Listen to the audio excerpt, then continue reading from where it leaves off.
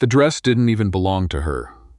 That was the first thing Chen thought when she looked down at herself, standing in the middle of the Harrington Grand Ballroom, holding an empty silver tray and wearing a gown that cost more than 3 months of her rent.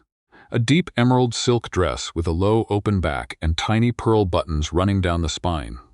She'd grabbed it from the wrong garment bag in the catering staff room 40 minutes ago, realized her mistake 5 minutes later, and by then it was too late to go back. Her actual uniform, a plain black shift she'd worn to 12 other events just like this one, was sitting crumpled in a locker 2 floors down. So here she was, dressed like a guest, working like staff. Her manager, Dennis, had taken one look at her and done a full stop in the hallway. "What are you wearing?" There was a mix-up with the, "You can't go out there looking like that." "I can't go out there looking like nothing either," Maya had said. "The catering director needs 12 people on the floor in 6 minutes. I'm one of 12. Do you want to explain to Mr. Harrington why his gala is short-staffed?" Dennis had pressed his lips together so hard they turned white. Then he'd handed her the tray and walked away without another word. So that was how Chen ended up serving canapés to Manhattan's wealthiest donors, in a gown that made 3 different women ask her who her designer was. She smiled at all 3 of them and said, "I actually can't take credit for it," which was technically the most honest answer she'd ever given at one of these events. The Harrington Gala for Children's Medical Research happened every year in October, and every year Maya worked it. She'd been catering these kinds of events since she was 22.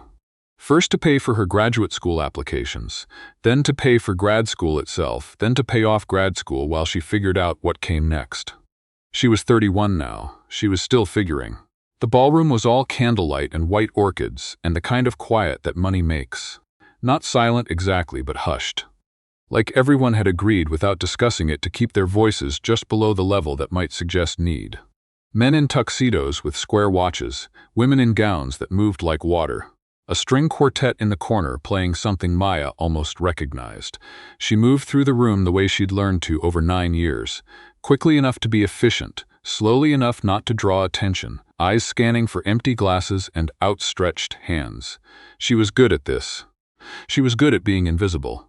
That was why it startled her when someone actually looked at her. Not the look guests usually gave staff, the quick reflex glance, the hand reaching for a glass without the eyes following. This was different, deliberate. She'd turned from the far end of the room and found a man watching her from across 40 feet of marble floor with the focused, unhurried attention of someone who had nowhere else to be and nothing more important to do. He was tall, maybe 6'2", with dark hair and the kind of bone structure that looked like it had been built for a different century. He was wearing a tuxedo like everyone else, but he wore it the way some people wear old clothes, completely without effort, like he'd forgotten he had it on. There was a glass of something amber in his hand that he hadn't touched in a while. Maya looked away. She served 3 more guests, circled back toward the kitchen, and when she came out again with a fresh tray, he was still there, talking now to an older man with silver hair. But when Maya crossed his line of sight, he looked again, and this time, the corner of his mouth moved. Not quite a smile. More like the beginning of a question. Maya was not in the business of answering questions from men at galas. She turned left and headed toward the east side of the room. 30 minutes later, the kitchen was a controlled chaos of dirty plates and shouted orders and Dennis circling with his clipboard. Maya was trying to find a quiet corner to eat the half a dinner roll she'd been carrying in her apron pocket since 7:30. She hadn't had a proper meal since noon. When someone pushed open the door from the ballroom side. Not a staff member. Staff members pushed through that door with their shoulders, both hands full. This person pushed it with one hand, casually, and stepped into the bright fluorescent light of the kitchen like he'd done it 1,000 times. It was the man from across the room. He stopped when he saw her, and for a second neither of them said anything. The kitchen noise was still happening. Clattering and calling out and the hiss of the dishwasher. But it felt like it retreated. "You're not supposed to be in here," Maya said. "I know." He didn't look particularly troubled by this. "I was looking for something to eat." She stared at him. "There's a 4-course dinner being served 20 feet from where you're standing. I know that too." He glanced around the kitchen with an expression of mild, genuine curiosity, like he'd stepped into a country he'd heard about but never visited. But out there you have to talk to people while you eat. In here it seemed like there might be food that was just food. Maya looked down at the dinner roll in her hand. He followed her gaze. "Please tell me that's not your dinner," he said. "It's not my dinner," she said. "It's half my dinner." Something shifted in his expression. Not pity, she would have hated pity. It was more like recalibration, like he was updating his understanding of the situation in real time. "Could I?" he started. "Absolutely not. I was going to ask if there was somewhere I could sit." Maya looked around the kitchen. There was a small stool near the bread station that no one was using. She pointed at it without speaking. He sat down on it the way he'd entered the room, without ceremony, without the performance of a man who was used to better furniture making a gracious exception. He just sat. "I'm Ethan," he said. "I know who you are," she said, because she did. "Ethan Harrington, 38 years old. Founder and CEO of Harrington Capital, the firm that had reorganized half the hospital networks on the East Coast. The man whose family name was on the ballroom they were both currently standing adjacent to. She'd read the gala program during her break. She read everything during her breaks. Old habit. He looked at her with new attention. "Then you have the advantage, Maya," she said, and then, because she didn't know why she said it, "Chen, Maya Chen." He said it like he was trying it out. "And you work for the catering company?" "Yes." "But not in that dress." She looked down. She'd actually forgotten about the dress for a moment, which said something about how the last 2 hours had gone. "There was a mix-up. It belongs to someone else. I'm going to return it tonight. Whose is it?" "I don't know yet." Ethan Harrington considered this. Then he said, "The woman in the blue column gown near the bar, Victoria Aldridge. She mentioned it to her assistant about an hour ago. She wasn't angry, mostly baffled." Maya closed her eyes for exactly 1 second. "You could tell her now," he offered. "I could," Maya agreed. "Or I could finish my shift, find the gown in the garment records, return it to her address tomorrow with a note, and avoid a conversation that would almost certainly get me fired." He looked at her with what she would later recognize, though she didn't know it yet, as the look he gave people when they said something that surprised him into respect. "The second option," he said. "Yes, smart. I have my moments." Dennis appeared at the kitchen door and stopped dead when he saw who was sitting on the bread station stool. The color drained from his face and then came back all at once in a deep, splotchy red. "Mr. Harrington, I sincerely apologize. We had no idea you'd come back here. If you need anything at all, I can have someone." "I'm fine, Dennis," Ethan said, with the ease of someone who knew the man's name because he made it a point to know the names of everyone who worked his events. "Maya was just helping me find something. I'll be out of your way in a moment." Dennis looked at Maya with an expression that promised a very detailed conversation later. Then he disappeared back through the door. In the silence that followed, Ethan held out his hand. "Can I have half?" Maya looked at the dinner roll. She should have said no. It was her food. She'd been on her feet for 6 hours. She was hungry enough that her back molars ached. She broke the roll and handed him half. He ate it in 2 bites. She ate hers more slowly, watching him. "How long have you been doing this?" he asked. "Catering, 9 years. Is it what you want to be doing?" The question was so direct it almost didn't register as rude. Like he'd simply decided to skip the part where they pretended social protocol required them to be indirect. "No," she said. "What do you want to be doing?" "I have a master's in urban public policy. I want to work in healthcare infrastructure, specifically hospital resource allocation in underserved communities." She said it the way she always said it when she said it at all. Flat and slightly defensive. Armor built out of precision. He didn't react with the polite glaze she usually got. Instead, he was quiet for a moment. Then, "Why aren't you?" "Because wanting a job and getting one are different things, and interviews don't go as well when your resume has a 9-year gap filled with catering work. You should talk to Richard Cho. He runs our public sector partnerships division. He's out there right now." Maya felt a complicated knot of things tighten in her chest. "I'm in the kitchen, Mr. Harrington, in the wrong dress. I'm not exactly positioned for networking right now." "No," he agreed, "but I am." She looked at him for a long moment. "Why would you do that?" He picked up the last crumb from his palm and said, "Because you gave me half your dinner roll." She almost laughed. It came out slightly sideways, more like a breath with an edge, but it was close enough. "That's not a reason." "It is to me," he said simply. And he sounded like he meant it. He left a few minutes later, pushing back through the door into the ballroom light. Maya watched it swing closed and stood in the kitchen noise for a moment, rolling the rest of the evening around in her head. Then she picked up her tray and went back to work. At 10:15, one of the other servers, a woman named Rosa, who'd worked these events even longer than Maya, leaned over while they waited for the dessert course to be plated and said, "You know the Harrington kid was asking about you." Maya kept her eyes on the pastry chef arranging the plates. "He's 38, Rosa." "He was asking about you," Rosa repeated. "To like 3 different people. I saw him talking to Richard Cho for 15 minutes. At one point, I'm pretty sure he said your name." Maya said nothing, but her hands were not entirely still on the tray she was holding. She didn't see Ethan again that night. When the event wound down and the guests filtered out in their coats and their conversations, she was in the back, removing orchid arrangements from tables and stacking linen into hampers. She found Victoria Aldridge's address through the garment company's records at 11:30, wrote a note on the back of a catering receipt because it was the only paper she had, and by midnight she was on the subway home, the emerald gown folded carefully in a garment bag on her lap.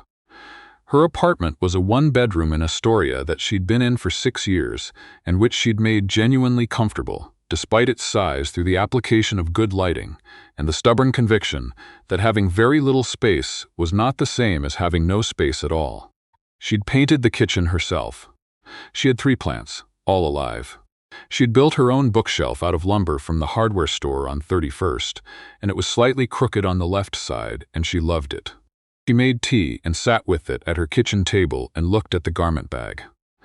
Then she opened her laptop and looked at the Harrington Capital website for the first time, with the specific intent of finding out whether Richard Cho was a real person. He was, and his division had 2 open positions in healthcare policy partnership. She looked at those listings for a long time. She did not apply that night. She went to bed instead and lay in the dark and had the conversation in her head that she always had when something that felt like a door seemed to be opening. The one where she reminded herself of all the times a door had turned out to be a wall. The 9 years. The interviews. The careful, practiced way she'd learned to explain the gap and watch the interviewer's expression shift slightly and understand, before the follow-up email ever arrived, what it would say. She fell asleep with it unresolved, which was how she fell asleep most nights. 2 days later, she got an email from Harrington Capital's HR department requesting an introductory interview. She called her friend Jess immediately. Jess answered on the second ring. "How did this happen?" "I gave a man half a dinner roll," Maya said. A long pause. "Maya, I know. Do you need to borrow a blazer?" She borrowed the blazer. She wore it to the interview on a Wednesday afternoon, along with her own black slacks and the ankle boots she'd bought at a sample sale 3 years ago, and kept polished because you never knew. She sat in a glass-fronted conference room on the 34th floor of a building on Lexington Avenue and talked to Richard Cho for an hour and a half. Richard Cho was 53 and direct and deeply knowledgeable about healthcare systems in a way that made Maya feel the particular pleasure of talking to someone who knew as much as she did about something she cared about. He asked her the 9-year question. Gently, professionally, but directly. She answered it the way she'd practiced, the economic realities, the parallel education she'd been doing in the catering work itself. Every hospital gala, every medical conference dinner, every charity event for a pediatric ward, the master's thesis she'd completed while working full-time and which had been cited in 2 policy journals. He was quiet for a moment when she finished. "Ethan said you were direct," Richard said. "He knows me from one conversation in a kitchen. He tends to get a read on people pretty quickly." He leaned back. "I think we'd like to bring you in for a second conversation with the full team. Would that work?" She made it work. She went home that evening and sat on her slightly crooked bookshelf. She sat on it sometimes, it held, and let herself feel the thing she was afraid to feel, which was hope. The second interview was a week later. Then a third, shorter one with 2 senior directors. Then silence for 4 days that felt like 4 months. She was setting up for a private dinner event in the West Village. Not a gala this time, just a family birthday party, 40 people, nice but low-key, when her phone buzzed in her apron pocket.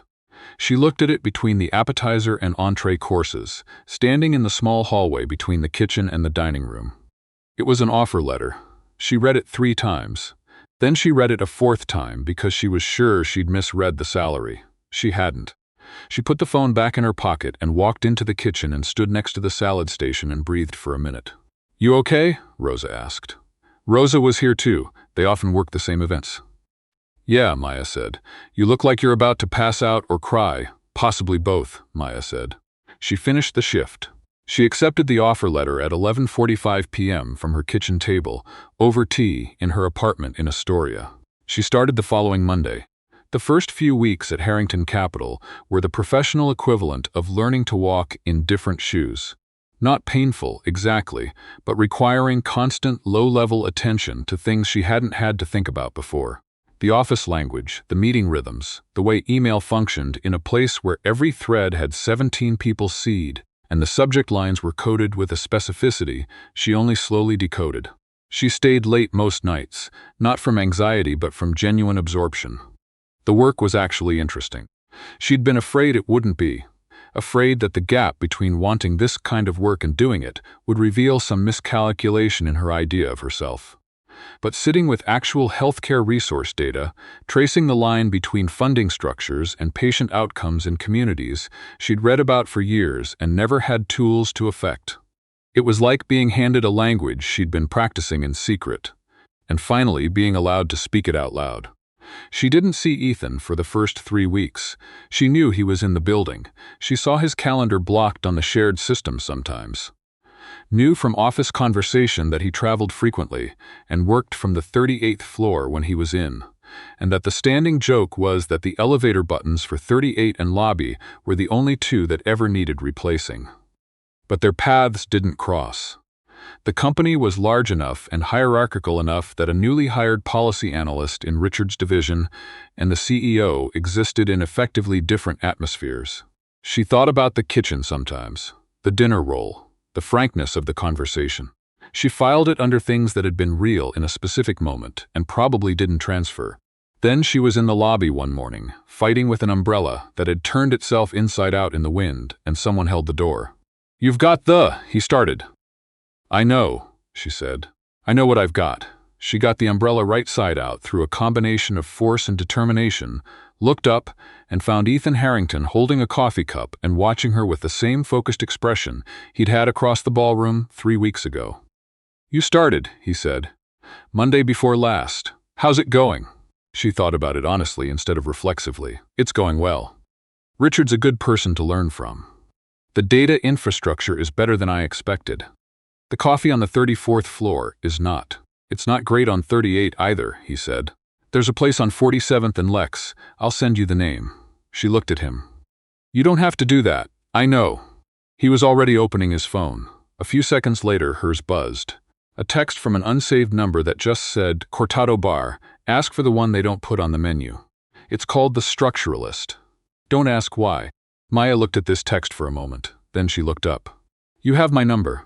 Richard's assistant gave it to me when I asked, for HR follow-up purposes." He said this completely without shame. "Although there was no HR follow-up, that's a misuse of company resources," she said. "Probably," he agreed.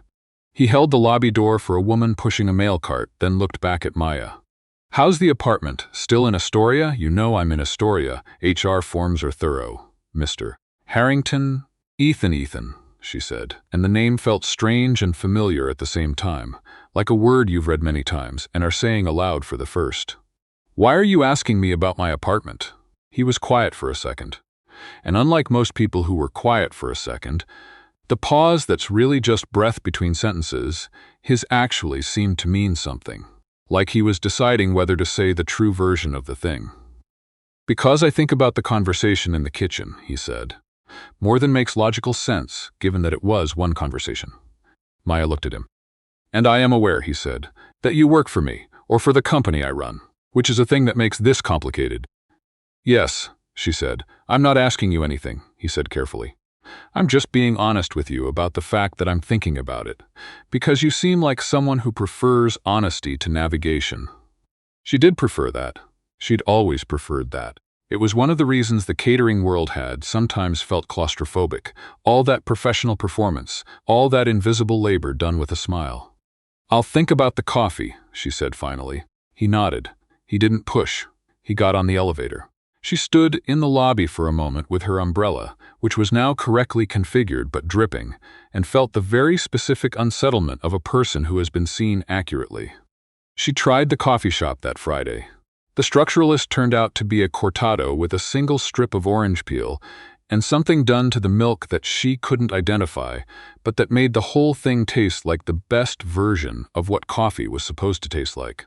She stood on the sidewalk in the October wind and drank it and thought, with some annoyance, that he had extremely good taste in coffee for someone who presumably had people to have taste on his behalf. She texted the number he'd sent from. "It's good. Annoying that it's this good." He replied in 4 minutes, "I know. That's why I didn't tell you about it before you started." She read this twice. Then she typed, "Why not?" A pause. Then, "Didn't want you taking the job for the coffee?" She found to her own mild irritation that she was smiling at her phone on a sidewalk in Midtown Manhattan. She put it in her pocket and walked back to the office. That was October. By November, they had coffee twice more, always at Cortado Bar, always in the morning before work, always starting with actual conversation about actual things. Her project on rural hospital closures, his current restructuring of a pediatric network in the Midwest, a book about organizational behavior she was reading that he'd read 2 years ago and had strong opinions about. She liked talking to him. She kept waiting to find the part where he revealed himself to be someone she couldn't like talking to. The entitlement, the performance, the careful management of a self-image. She'd met enough wealthy men in catering to know the catalog. But Ethan was, as far as she could tell, simply himself, unremarkably so. He forgot to perform. She told Jess about the coffee. Jess said, "Maya," in a specific tone. "It's just coffee," Maya said. "Is it? He's my boss. Is he your direct supervisor?" "No." "Is there a policy?" "There's a disclosure process," Maya, Jess said again. "I know," Maya said. She did know. She also knew that for the first time in 9 years she had work she cared about, and a salary that let her breathe, and she was not willing to risk that. She knew she was 31 and had gotten good at protecting herself, and that protecting yourself can look so much like wisdom that you don't notice it's also loneliness. She kept having coffee. In December, at the company holiday party in a rented gallery space in Chelsea, she ran into Ethan by the drinks table, and he said, "Your hospital closure paper is the best analysis of rural network failure I've read in 5 years." He said it the way he said most things, directly, without setup. He'd read it. "Richard sent it to me. He said I should see what my HR process was producing." Maya laughed, actually laughed, full and unguarded, which surprised her. "You're not allowed to call me an output of your HR process." "Fair," he said. He handed her a glass of wine. "What do you want for next year?" It was such a simple question. She said the first honest thing that came to her. "I want to present at the Regional Healthcare Conference in March. I've been going as an attendee for years, and I've always thought I had something to say that wasn't being said." "Then say it. I need an institutional affiliation, a title that means something." "You have one now." She looked at him. He looked back. "Richard's already planning to recommend you for senior analyst in February," he said. "I'm telling you because you should know it's happening because of your work, not this conversation." She didn't say anything for a moment. Outside, through the gallery windows, it was starting to snow. That specific New York December snow that exists for about 40 minutes before becoming slush. "I don't know how to do this," she said finally. He understood what she meant. She could see it. "Neither do I, honestly," he said. "I've been running a company since I was 29. I'm better at restructuring hospital systems than I am at this." He gestured slightly between them. She appreciated the honesty so much it almost ached. They stood there for another minute, watching the snow, not saying anything, and it was one of those silences that is not empty at all. She presented at the healthcare conference in March. It went exceptionally well. She got 2 follow-up invitations before she'd even left the building. She texted Ethan on the train home, and he replied with a voice message instead of text. She hadn't known he did voice messages, and his voice was warm and unguarded, and she listened to it twice. She submitted the disclosure form in April. It was 3 pages. She read all 3 pages extremely carefully and then submitted it at 8:47 on a Tuesday morning and spent the rest of the day in a state of controlled calm that fooled approximately no one. Ethan submitted his own form the same day. He called her that evening. "I thought you should know I filed it," he said. "I know. I got the auto." A pause. "You filed 4 minutes after me." I had to read the form. It's 3 pages. I read slowly, he said. And then, before she could respond, "Would you have dinner with me on Friday?" She was in her kitchen, the one she'd painted herself. 3 plants, all still alive. The slightly crooked bookshelf that held. "Yes," she said. The dinner was Italian, in the West Village, a small place that didn't take reservations and had tables that were too close together, which she loved. They talked for 3 hours. She told him about growing up in Sacramento, her mother's restaurant, the year her father was sick when she was 15, and how that year had permanently redirected how she thought about healthcare access.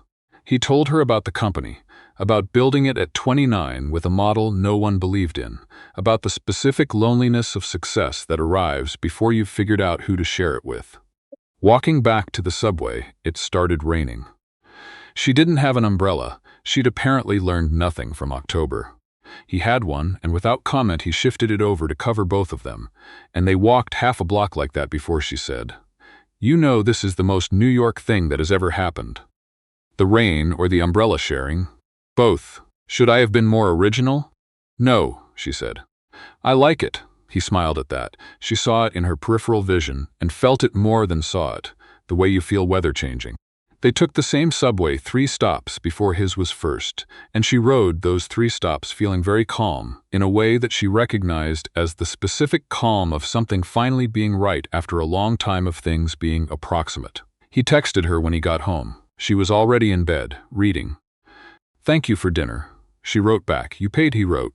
"You showed up. That was the part I wasn't sure about." She put the phone down and looked at the ceiling of her bedroom in Astoria. In the apartment she'd made comfortable through conviction, and felt something she'd kept carefully managed for a long time unmanage itself quietly. There was a woman named Christine Dalton at the company, a senior partner who had been with Harrington Capital since the early years, and who had, as far as Maya could piece together from office geography, and the specific way some of her colleagues got careful when her name came up, once had a history with Ethan that had ended before Maya arrived, and apparently not well. Maya knew about it the way you know about weather systems that have passed, the aftermath still present in the landscape. Christine was polished and precise and treated Maya with a courtesy so technically flawless it contained no warmth whatsoever. Maya didn't mind. She'd navigated more complicated social territories than this over 9 years of catering, where the unspoken rules were different at every event, and you learned to read rooms fast. What she minded, when she found out, was the other thing.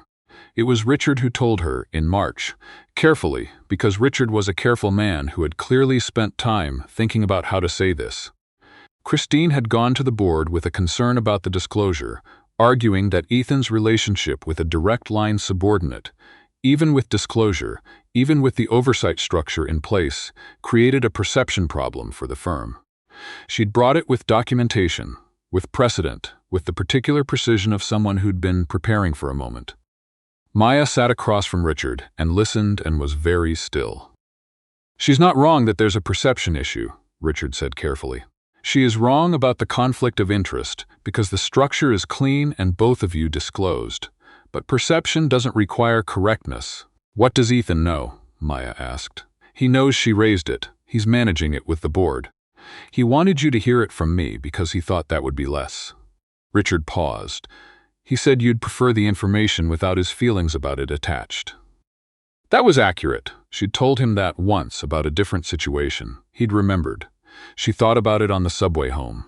She thought about Christine, who had history with Ethan and reasons, and was not, in any simple reading, a villain, just a person protecting something, possibly herself, possibly the firm, possibly both. She thought about the 9 years and the disclosure form and the conference and the 3-page form she'd read carefully before signing. She called Ethan when she got home. "Are you okay?" he asked. "I'm fine. I want to know what the board said." They reviewed the structure and the disclosure. They found no conflict. "Christine's concern is noted but not actionable." He paused. "I want you to know this doesn't touch you or your position." "I know that," she said. "I built my position. Christine didn't give it to me and she can't take it. A beat. No, she can't." "I'm not going anywhere," Maya said. "I just wanted to say that clearly." He was quiet for a moment that felt like something settling. "Okay," he said. "Okay," she said. She went to the kitchen and made tea. One of her plants, the fiddle-leaf fig she'd kept alive through 2 winters, and one near disaster involving a radiator, needed water, and she watered it. She stood in her apartment and felt the specific groundedness of someone who has chosen their life deliberately and recognizes it. In April, Christine left Harrington Capital for a position at a rival firm. She left with the same technical precision with which she'd done everything: proper notice, proper transition, appropriate goodbyes. Maya was professional and specific and warm in a way that she meant without performance. The conference paper Maya had presented in March was accepted for publication in a national healthcare policy journal. She found out on a Thursday afternoon and sat at her desk on the 34th floor and looked at the email for a long time. She texted Ethan. The paper got accepted. He replied immediately, "I know. Journal editor is an old friend. He called me." She stared at this. "Did you have anything to do with?" "No. He called to tell me because he was pleased with himself for publishing it. He had no idea you and I knew each other." She read this 3 times. "The world is strange," she typed. He wrote back, "It really is. Congratulations, Maya." In May, they went back to Cortado Bar, same place they'd gone that first Friday in October. Different season now. The city outside the window had shed its winter and was in the particular gold green of a New York May that feels like a reward for surviving everything previous. She was drinking the structuralist. He was drinking something plainer, which she had learned was typical. He reserved his specificity for other things. "I've been offered the policy director position," she said. He nodded. He already knew it had been Richard's decision, and Richard had told him as a courtesy, and he had recused himself from any input, and he'd told her all of this in advance so she'd know the shape of the thing. She appreciated this about him with a completeness she was still getting used to. "It's a significant jump," he said. "I know. I want it. Then you should take it." She looked at him. Outside the window, a woman walked by with a dog that was wearing a jacket, which was unnecessary in May, but which the dog seemed to regard as its due. "When I was on that subway last October," she said, "with the dress on my lap, I was so tired. Not just that night. The kind of tired that's been accumulating for a long time." She wrapped both hands around her coffee. "I don't feel that way anymore." He looked at her steadily, the way he had from across the ballroom on the first night, except that now she understood it. The attention that was not performance, just presence. "Neither do I," he said. It wasn't a declaration exactly. He wasn't built for declarations. It was something more durable than that, the specific acknowledgement of 2 people who have arrived somewhere after long roads and are recognizing it clearly, without romanticizing the difficulty of getting there. She accepted the position director role the following Monday. She still went to Cortado Bar sometimes alone, on mornings when she needed to think before the day started, and she would order the structuralist and drink it standing on the sidewalk and think about the sequence of things. The wrong dress, the dinner roll, the conversation in the kitchen, the 9 years, and how none of it had been wasted, how even the tired had been part of it, how the apartment she'd made comfortable through conviction was still hers, and the bookshelf was still slightly crooked, and 2 of the 3 plants were thriving, and the 3rd was doing its best, and she had work that mattered, and a person she wanted to tell about it at the end of the day. The dress, in the end, she'd returned to Victoria Aldridge with a handwritten note that said, "I wore this to do my job in on October 14th. I owe you a cleaning. Thank you for the accidental loan." She'd included a certified check for professional cleaning. Victoria Aldridge had written back 2 weeks later on monogrammed paper with a single line, "Keep the check, you wore it better." Maya had laughed reading it, the same way she'd laughed in that kitchen, the laugh that came sideways and surprised her. She'd pinned the note to the inside of her closet door, where she saw it every morning. It was the most useful thing anyone in a ballroom had ever said to her.